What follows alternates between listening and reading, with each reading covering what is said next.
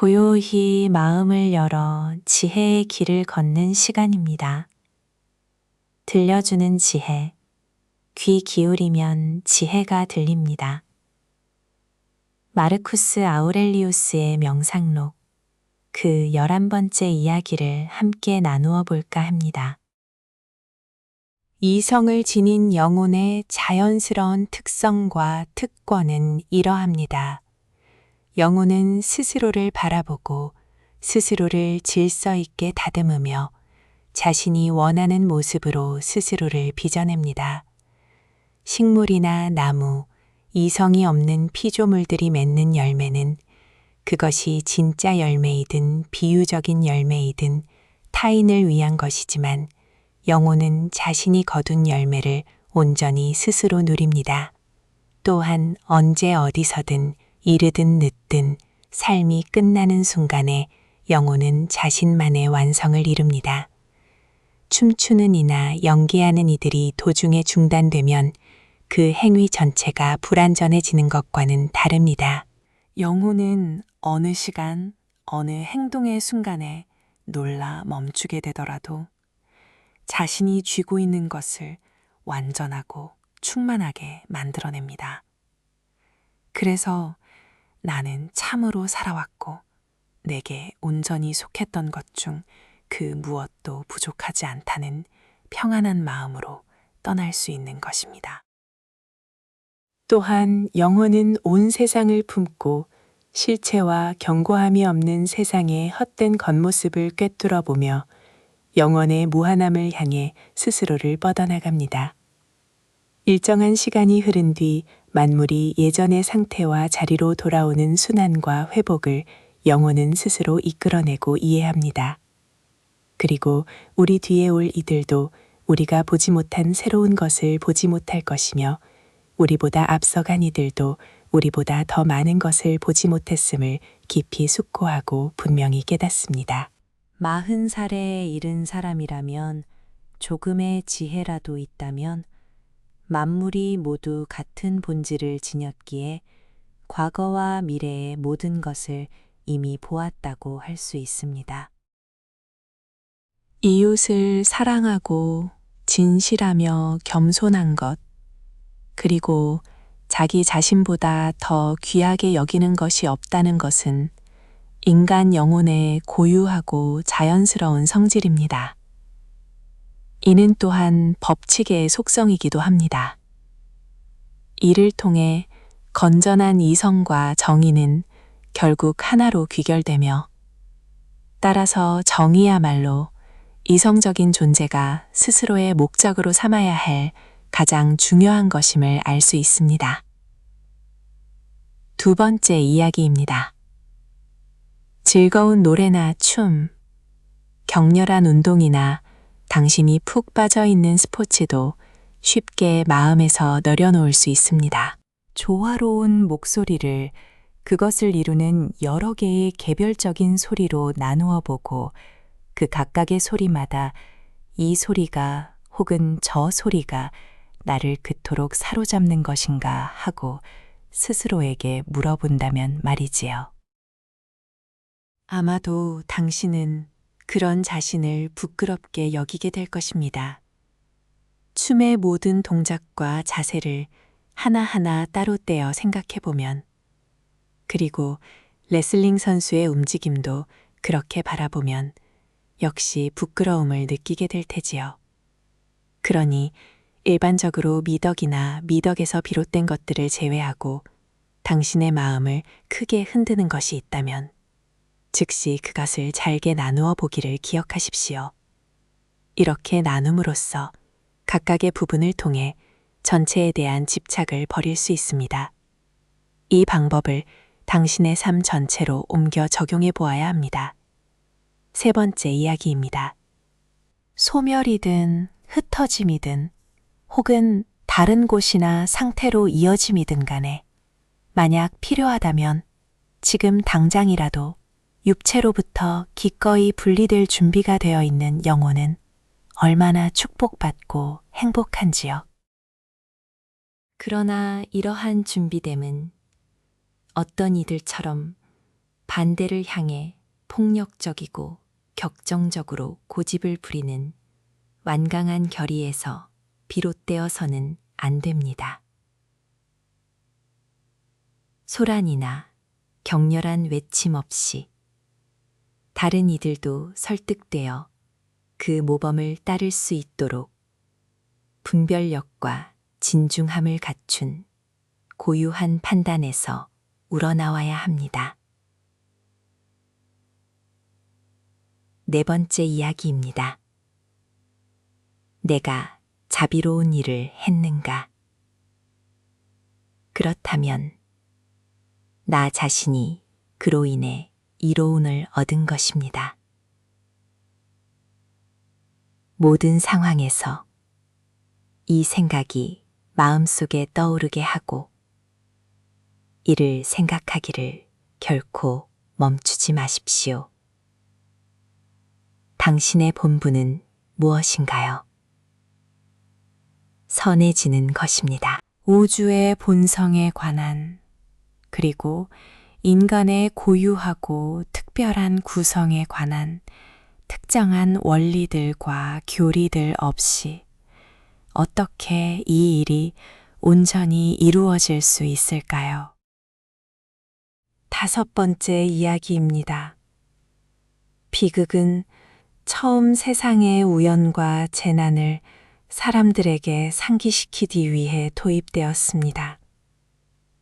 자연의 섭리 속에서 그런 일들이 일어난다는 것, 그리고 이 작은 무대에서 벌어지는 사건들을 보며 즐거워하던 사람들이 더 큰 삶의 무대에서 같은 일로 슬퍼하고 고통받지 않게 하려는 것이었지요. 모든 일의 끝이 어떠한지 여기서 볼 수 있으니까요. 산을 향해 애절하게 부르짖는 이들도 그 모든 외침에도 불구하고 다른 이들처럼 견뎌내야만 합니다. 참으로 시인들은 훌륭한 말들을 많이 남겼습니다. 예를 들어 나와 내 두 아이가 신들에게 버림받는다면 거기에는 그럴 만한 이유가 있을 것이다 라는 구절은 참으로 탁월합니다. 또 사물 자체를 향해 분노하고 폭풍처럼 화를 내보아야 아무 소용이 없을 것이다 라거나 잘 익은 옥수수 이삭처럼 생명을 거두어 드린다는 구절 등 그와 같은 지혜들이 가득합니다. 비극 이후에는 고대 희극이 등장하여 개인의 악덕을 꾸짖을 자유를 누렸습니다. 이러한 언론의 자유 덕분에 희극은 사람들의 교만과 오만함을 억누르는데 매우 좋은 쓰임새와 효과를 가졌지요. 디오게네스가 같은 자유를 취한 것도 바로 그런 목적에서였습니다. 그 이후에 등장한 중기 희극이나 신희극은 기이하고 뛰어난 모방의 즐거움과 기쁨을 위해서만 주로 허용된 것이 아니었던가요? 그것은 몰래 빠져나갈 것이니 주의하라는 등의 대사들 말입니다. 물론 이런 희극들에도 좋은 점이 있다는 것을 부인할 사람은 없겠지만 그런 극시의 전체적인 흐름과 바탕은 결국 우리가 말한 바와 다를 바가 없습니다. 여섯 번째 이야기입니다. 진정한 철학자의 실천에 지금 당신이 걷고 있는 이 길보다 더 잘 어울리는 삶의 방식은 없다는 사실이 얼마나 분명하게 다가오는지요. 일곱 번째 이야기입니다. 곁에 있던 가지와 연결이 끊어진 나뭇가지는 나무 전체에서도 떨어져 나간 것입니다. 마찬가지로 다른 사람과 갈라선 사람은 사회 전체와 갈라선 것과 같습니다.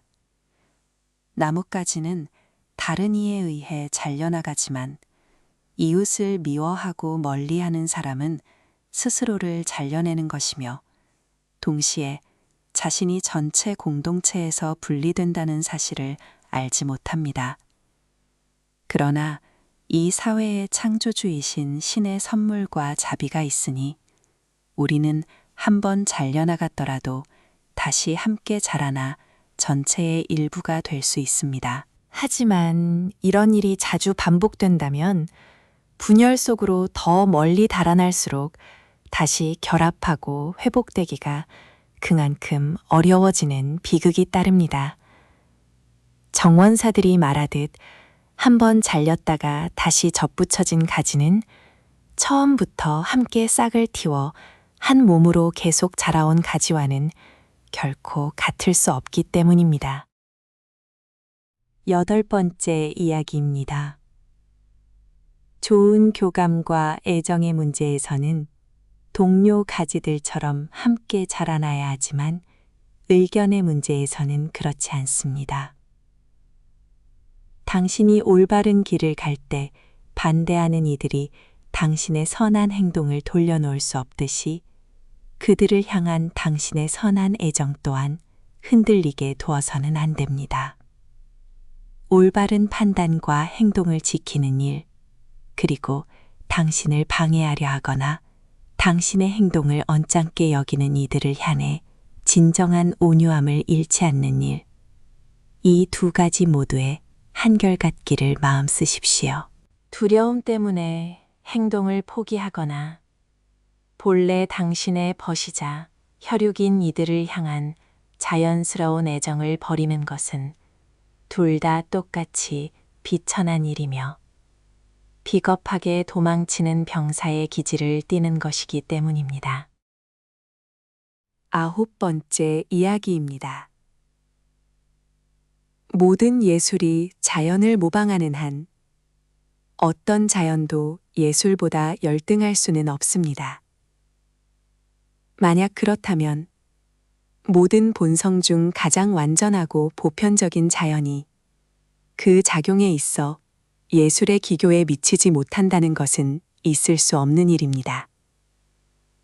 더 나은 것을 위해 덜한 것을 만들어내는 것은 모든 예술의 공통된 이치입니다. 그렇다면 보편적인 자연은 더욱 그러할 것입니다. 여기에 정의의 첫 번째 토대가 있습니다.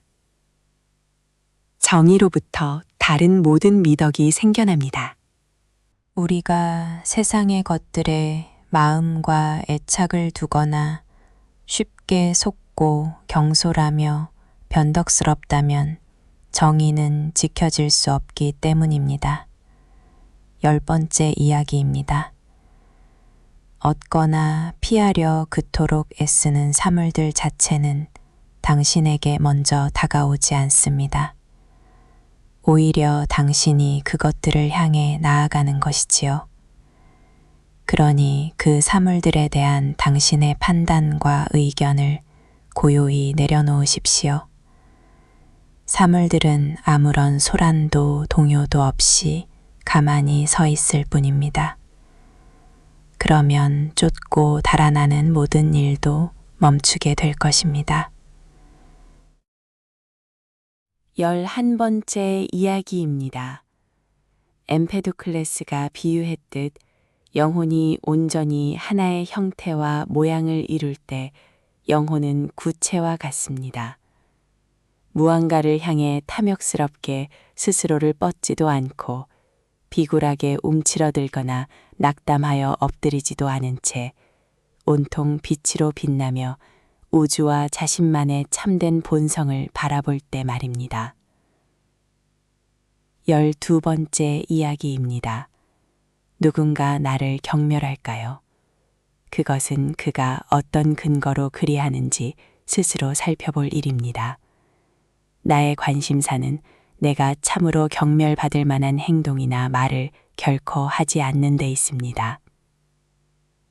누군가 나를 미워할까요? 그것도 그가 살펴볼 일입니다. 나는 모든 이에게, 심지어 나를 미워하는 이가 누구든 그에게도 다정하고 사랑으로 대할 것입니다.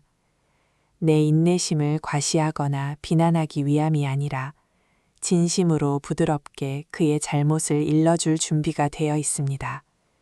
그 유명한 포키온이 가식 없이 행했던 것처럼 말이지요. 이 모든 것은 내면에서 우러나와야 합니다. 겉모습이 아닌 내면을 들여다보시는 신들께서 모든 분노와 슬픔으로부터 진정으로 자유로운 사람을 보실 수 있도록 말입니다.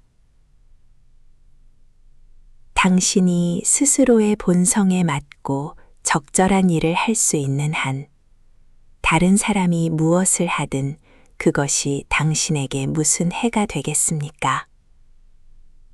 공동의 선이 요구하는 바에 따라 온전히 쓰이도록 지음받은 당신이 우주의 본성에 지금 꼭 맞는 것을 받아들이지 않으시렵니까? 13번째 이야기입니다. 사람들은 서로를 경멸하면서도 동시에 서로의 마음에 들기를 구합니다. 세상의 허영과 위대함 속에서 서로를 넘어서려 애쓰면서도 가장 귀한 내면의 부분에 있어서는 서로에게 가장 비천하게 굴복하고 맙니다. 14번째 이야기입니다. 앞으로 당신에게 모든 진심과 단순함으로 대하기로 결심했습니다. 라고 말하는 이는 얼마나 썩고 거짓된 사람인지요. 아, 이 무슨 뜻인가요? 그런 고백이 무슨 소용이 있습니까? 행동 자체가 그것을 보여줄 것입니다. 그것은 당신의 이마에 쓰여 있어야 합니다. 목소리가 들리자마자 당신의 표정이 마음속에 무엇이 있는지 보여주어야 합니다. 사랑받는 이가 연인의 눈빛만으로도 그 마음을 단번에 아는 것처럼 말이지요. 진정으로 단순하고 선한 사람은 마치 몸에서 강한 냄새가 나는 사람과 같아서 곁에 서 있는 이가 원하든 원하지 않든 다가가자마자 그 향기를 맡을 수밖에 없습니다. 하지만 단순함을 꾸며내는 것은 결코 칭찬받을 일이 아닙니다. 배신하는 우정만큼 수치스러운 것은 없으니 무엇보다 그것을 피해야 합니다.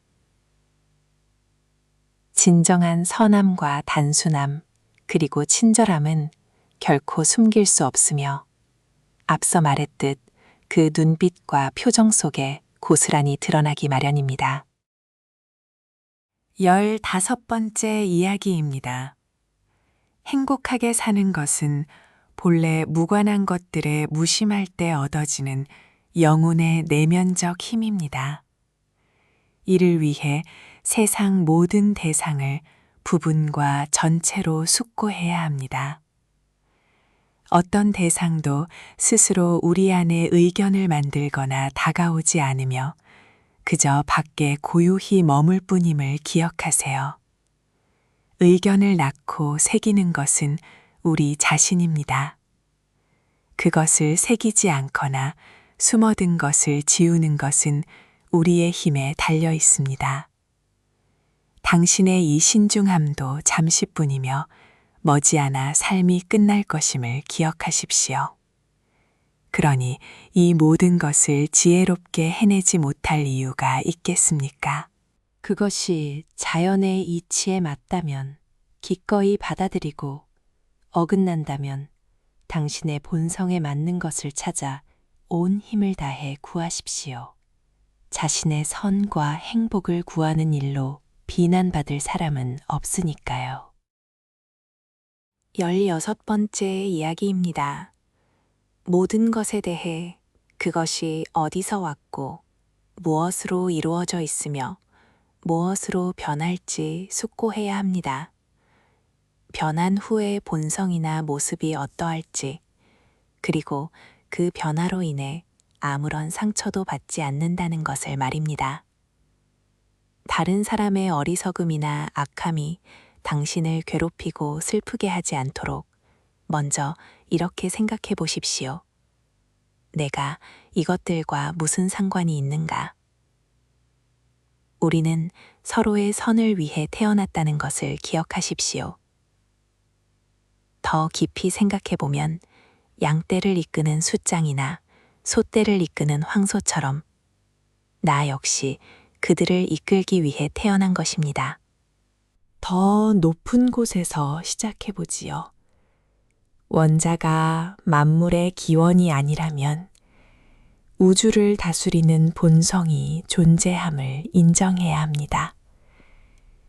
그렇다면 덜한 것들은 더 나은 것을 위해 만들어졌고, 더 나은 것들은 서로를 위해 존재하는 것입니다. 두 번째로, 그들이 식탁이나 침상에서 어떤 사람인지 살펴보십시오.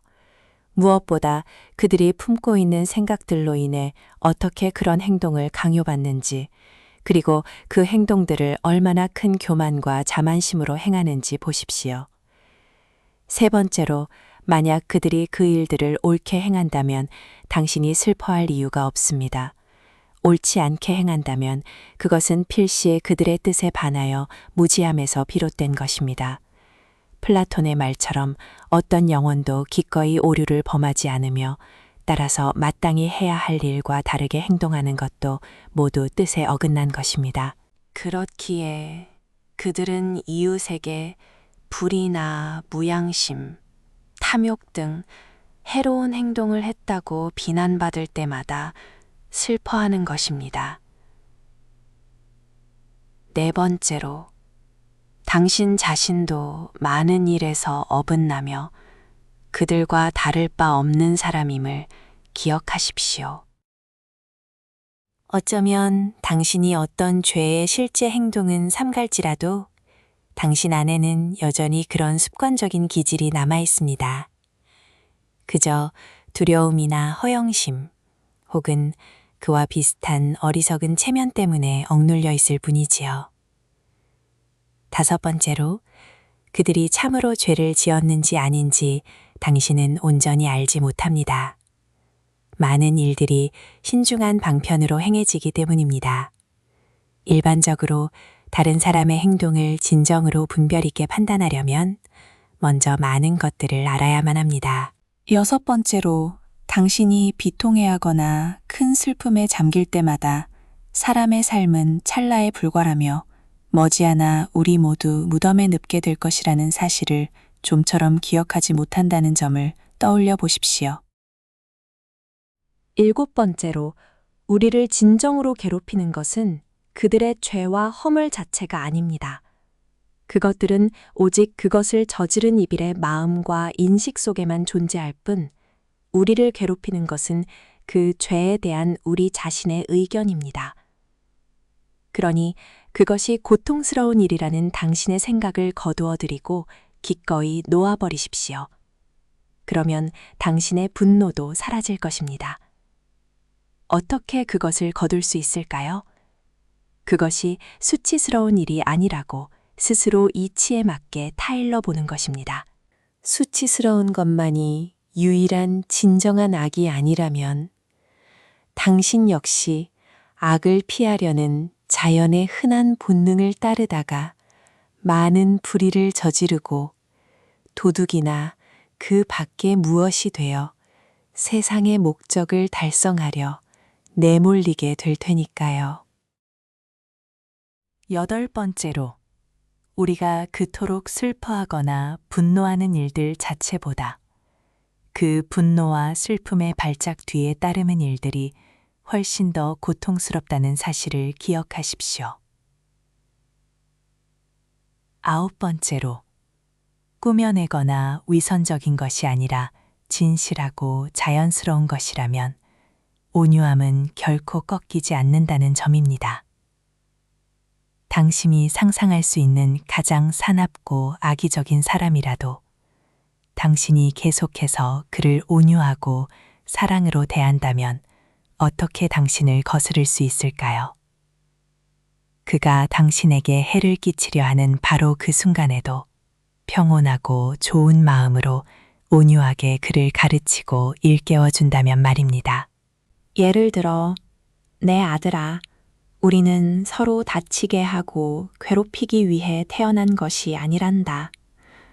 그것은 내 상처가 아니라 너의 상처가 될 것이다 라고 부드럽게 말하며 벌들이나 자연스레 무리지어 사는 다른 피조물들도 서로에게 그러지 않음을 온전히 보여주는 것입니다. 하지만 이 모든 것은 비웃거나 꾸짖는 방식이 아니라 거친 말 없이 다정하게 이루어져야 합니다. 곁에서 듣는 이들이 당신을 우러러보게 하려는 과시나 연습이 되어서도 안 됩니다. 다른 사람들이 함께 있더라도 오직 그 사람만이 은밀히 알 수 있도록 하십시오. 뮤즈들이 준 선물과도 같은 이 9가지 지침을 잘 기억하고 살아있는 동안 참된 사람이 되기를 시작하십시오. 반면 사람들에게 분노하는 것만큼이나 그들에게 아첨하는 것도 주의해야 합니다. 둘 다 똑같이 사랑이 없고 해로운 일이니까요. 격정에 휩싸일 때면 분노는 사람의 도리가 아니며 온유하고 부드러운 것이야말로 인간애를 더 깊이 풍기는 참된 남다움이라는 사실을 즉시 떠올리십시오. 그 부드러움 속에 분노와 격분에는 결코 없는 힘과 기력, 활력과 용기가 깃들어 있습니다. 감정에 휘둘리지 않을수록 더 큰 힘에 가까워지는 법입니다. 슬픔이 나약함에서 비롯되듯 분노 역시 그러합니다.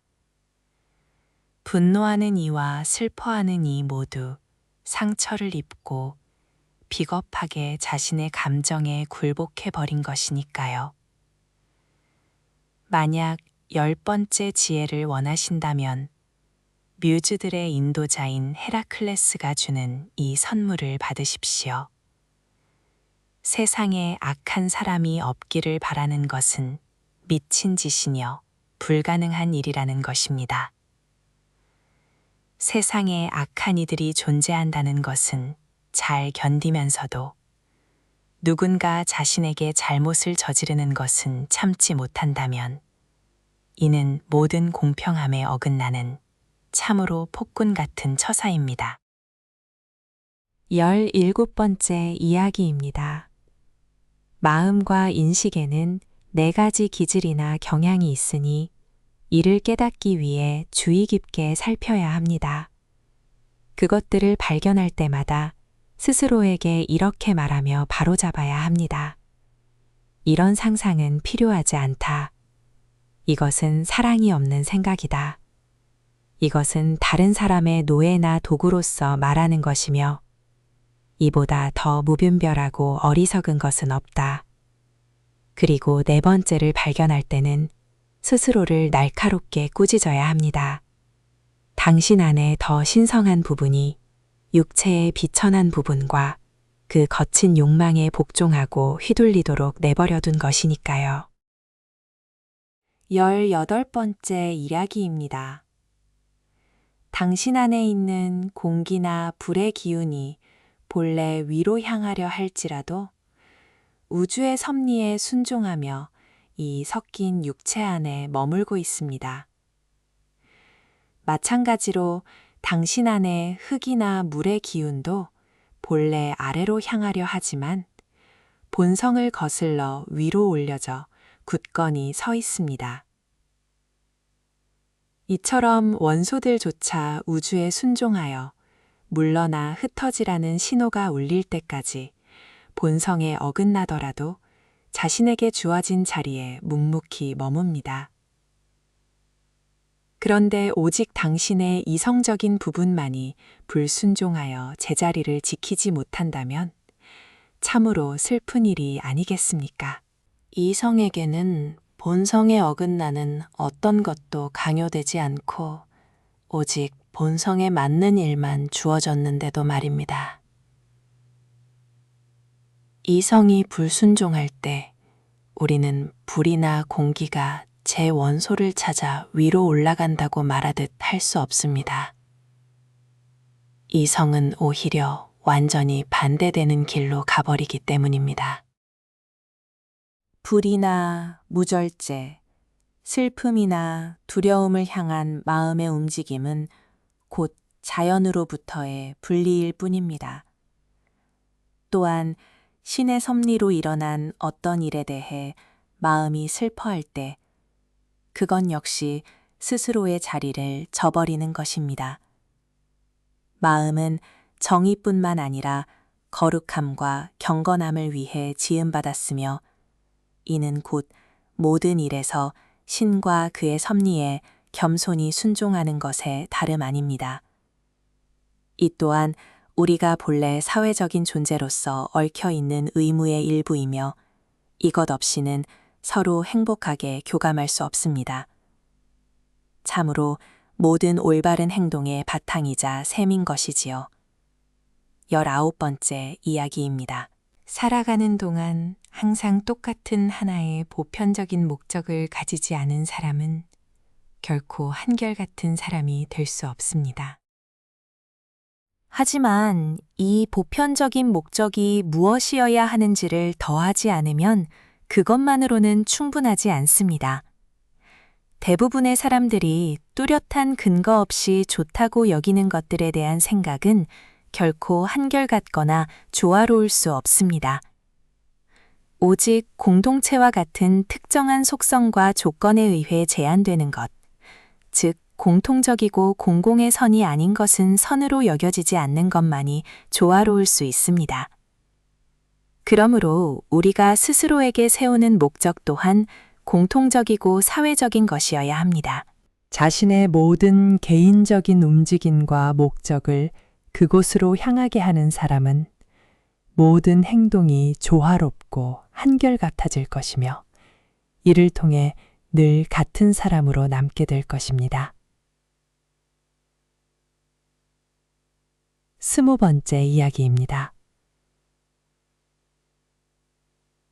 시골쥐와 도시쥐의 우화를 그리고 도시쥐가 겪어야 했던 그 큰 두려움과 공포를 기억하십시오. 21번째 이야기입니다. 소크라테스는 사람들의 흔한 생각과 의견을 세상의 흔한 도깨비, 즉 어리석은 아이들을 겁주는 것이라 부르곤 했습니다. 22번째 이야기입니다. 라케다이문 사람들은 공공 구경거리에서 이방인들을 위해서는 그늘진 자리를 마련해주고 자신들은 어디에 앉든 기꺼이 만족했습니다. 23번째 이야기입니다. 소크라테스는 페르디카스에게 왜 오지 않느냐는 질문을 받고 이렇게 대답했습니다. 즉, 내게 베풀어진 선에 보답하지 못하는 죽음을 피하려 한다는 뜻이었습니다. 24번째 이야기입니다. 에페소스 사람들의 고대 신비로운 편지에는 항상 옛 훌륭한 이들 중 한 사람을 마음속에 품어야 한다는 구절이 있었습니다. 25번째 이야기입니다. 피타고라스 학파 사람들은 아침 일찍 일어나 가장 먼저 하늘을 올려다보곤 했습니다.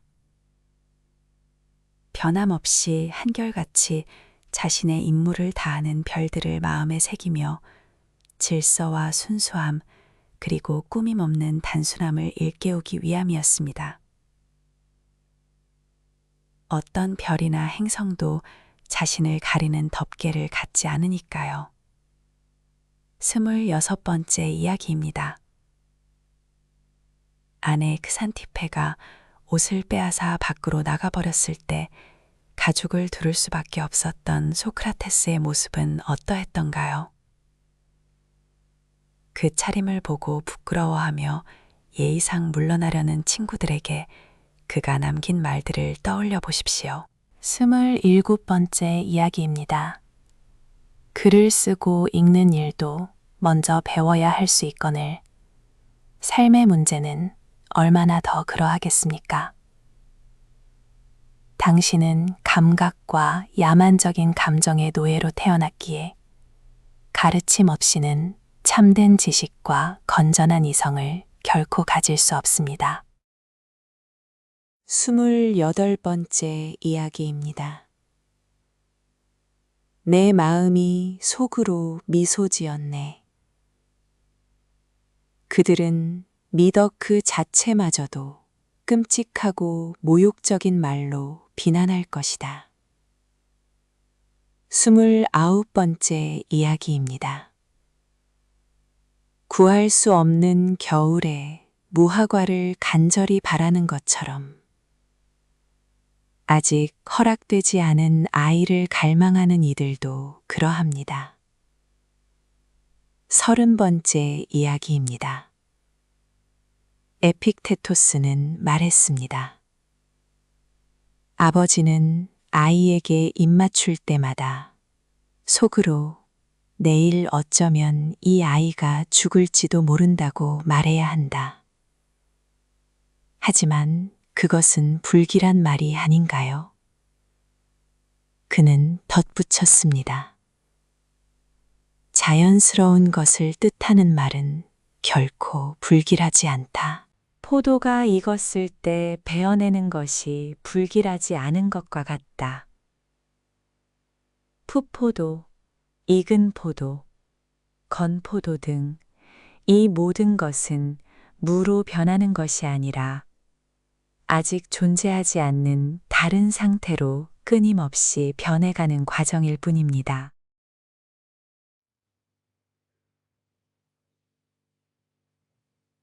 서른한 번째 이야기입니다. 에픽테토스는 말했습니다. 자유의지를 빼앗을 도둑이나 강도는 없다. 또한 그는 우리가 동의하는 올바른 기술을 찾아야 하며 마음의 기울어짐이 항상 적절한 절제와 여백을 지니고 언제나 사랑으로 현재 대상의 참된 가치에 맞도록 주의 깊게 살펴야 한다고 했습니다. 간절한 갈망은 온전히 피해야 하며 혐오는 오직 우리 의지에 달린 일들에만 써야 합니다. 우리의 모든 다툼은 평범하고 사소한 문제가 아니라 어리석은 자들과 함께 미칠 것인가 아니면 철학의 도움으로 지혜롭고 맑아질 것인가의 문제라고 그는 말했습니다. 32번째 이야기입니다. 소크라테스가 물었습니다. 무엇을 원하십니까? 이성적인 존재의 영혼인가요? 아니면 이성 없는 존재의 영혼인가요? 이성적인 존재입니다. 그렇다면 온전한 이성인가요? 타락한 이성인가요? 온전한 이성입니다. 그렇다면 왜 그것을 위해 애쓰지 않습니까? 이미 가지고 있으니까요. 그렇다면 왜 그토록 서로 다투고 싸우는 것입니까? 책장을 덮으며 천년을 거슬러 온 철학자의 고요한 숨결이 밤공기 속에 흩어지는 것을 느낍니다. 우리를 진정으로 괴롭히는 것은 세상의 일들이 아니라 그 일들을 바라보는 우리 안의 마음이었음을 묵묵히 깨닫게 되네요. 이 작은 깨달음이 여러분의 내일 걷는 길에 따스한 등불이 되기를 바랍니다. 다음 밤에도 잊혀진 시간 속에서 빛나는 이야기로 다시 찾아오겠습니다. 들려주는 지혜였습니다. 귀 기울이면 지혜가 들립니다.